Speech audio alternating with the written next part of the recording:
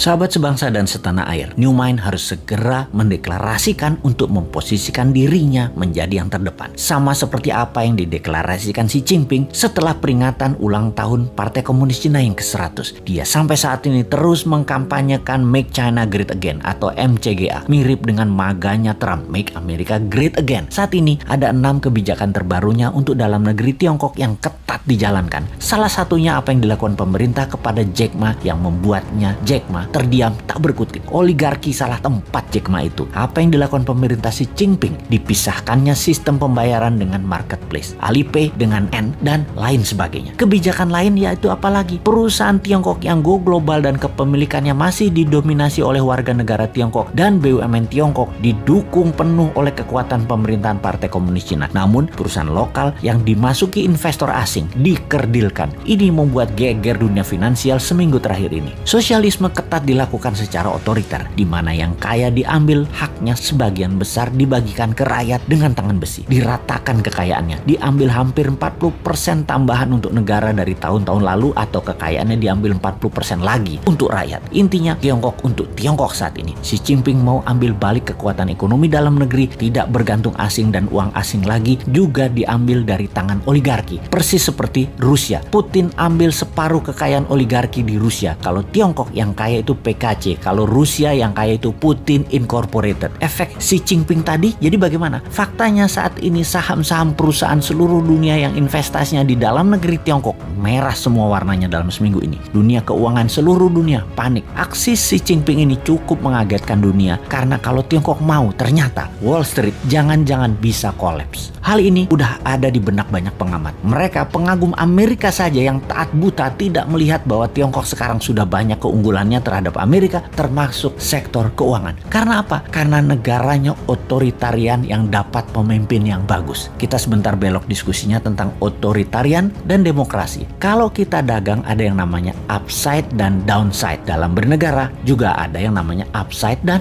downside. Di negara otoritarian, kalau dapat pemimpin yang jahat, egois, bengis, maka downside-nya banyak banget kepada bangsa dan negaranya. Kalau dapat pemimpin yang bagus, pro rakyat seperti Xi Jinping, Erdogan, Putin, Lee Kuan Yew, maka upside-nya untuk bangsa dan negaranya banyak. Di negara demokrasi, kalau dapat pemimpin jelek, downside-nya jelek walau tidak sejelek pemimpin otoritarian buruk. Kalau dapat pemimpin bagus di demokrasi, upside-nya tidak terlalu banyak juga. Nggak heran banyak negara walaupun demokrasi namun gaya pemimpinannya pengen otoritarian, berkuasa penuh. Seperti di negara tetangga, kalau aja para pemimpinnya bagus, sudah jadi negara superpower tuh dalam 20 tahun. Tapi faktanya memble, walaupun sudah otoritarian. Jadi apa dong jenis penguasanya? Ya udah tahu sendiri kan ya. Kembali ke Make China Great Again yang mengutamakan kepentingan dalam negeri dan mengutamakan keuntungan Tiongkok di luar negeri menjadi mesin perang baru, persis seperti maganya Trump. Ayo New Mind segera mendeklarasikan MIGA, Make Indonesia Great Again. Indonesia first. Apa-apa Indonesia duluan dan apa-apa Indonesia yang harus untung. MIGA mengutamakan kekuatan dalam negeri, di mana kalau ada FDI maka produknya diutamakan untuk dipakai di dalam negeri atau untuk ekspor, dan syaratnya lagi 100% bahan bakunya adalah bahan baku dalam negeri. Lebih diutamakan lagi sesungguhnya apa? DDI, Domestic Direct Investment,